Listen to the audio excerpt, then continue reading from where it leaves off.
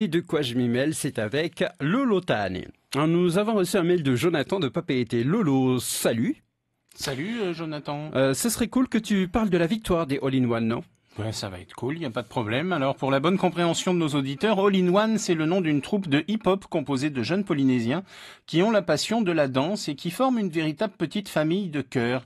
Ils baignent dans l'amitié et l'amour, puisqu'il y en a qui sont en couple dans cette troupe, et c'est une petite communauté joyeuse qui accueille volontiers tous ceux qui seraient tentés par l'expérience de la danse hip-hop, les débutants étant bienvenus et formés. Vous les avez forcément vus sur scène ou à la télé, ils ont fait par exemple ce show assez extraordinaire au Grand Théâtre il y a quelques semaines en ouverture de la remise des trophées du sport, adaptant leur chorégraphie pour y intégrer des gestes sportifs, le tout étant magnifié par des déploiements de drapeaux, ou encore à la soirée de l'élection de Miss Punauia également, pour ne citer que des prestations récentes. Et donc, fort de leur succès local, ils sont repérés pour sortir du Fénois le temps d'une sélection au concours hip-hop international, la plus grande compétition au monde dans ce domaine du hip-hop. Première étape, partir à Orléans, où se tenait la qualification pour la finale France. Le nerf de la guerre, l'argent, évidemment, donc trouver des fonds.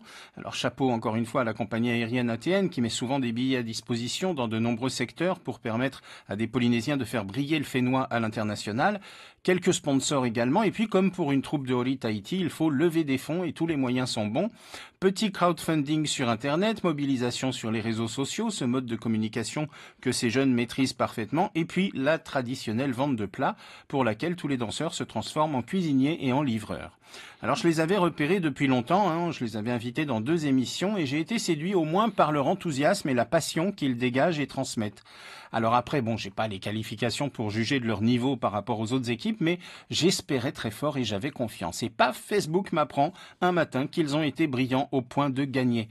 Alors certains médias se sont un peu emmêlés les pinceaux en les voyant déjà en finale à Las Vegas. Non, en fait, ils ont gagné la sélection adulte France Nord, ce qui leur donne accès à la finale nationale où l'on saura, le 3 juin, au Palais des Sports de Paris, s'ils représenteront cette fois la France. Ensuite, ce sera la finale internationale au mois d'août à Phoenix, en Arizona, et pas à Las Vegas.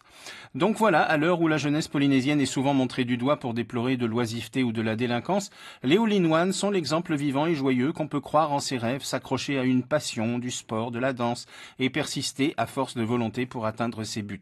Bravo All-in-One, ambassadeur du Fénois par le biais du hip-hop. Un chiffre pour finir, 8,18. C'est la note qu'ils ont obtenue pour leur prestation, et c'est la plus forte note jamais obtenue dans cette compétition. Et c'était de quoi je m'y mêle avec Lolo. Merci beaucoup, Lolo.